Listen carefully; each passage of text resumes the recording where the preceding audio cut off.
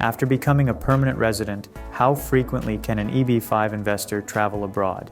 EB-5 investors who comply with all United States Citizenship and Immigration Services (USCIS) regulations can obtain permanent resident status for themselves and their families.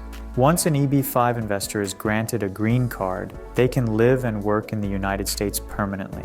These permanent residents are allowed to travel abroad, but they must be able to show clearly their intent to return to the U.S.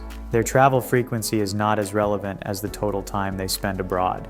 Permanent residents who travel abroad can show their intent to return to the U.S. in several ways. For instance, USCIS will examine factors such as the resident's business ties, driver's license, financial activity, family connections, travel history, and owned property to determine whether they truly intend to return to the U.S. and live there permanently.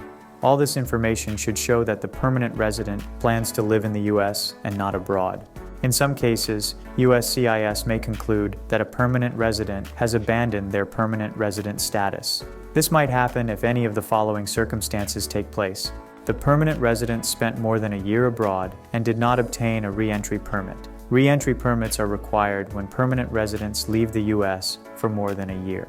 The permanent resident did not file income tax returns while abroad. The permanent resident moved and evidently intends to live in another country.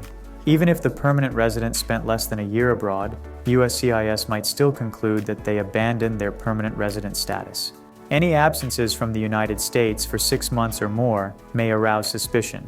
To avoid losing their resident status, permanent residents should avoid leaving the United States for prolonged periods, 6 months or more within the span of a year.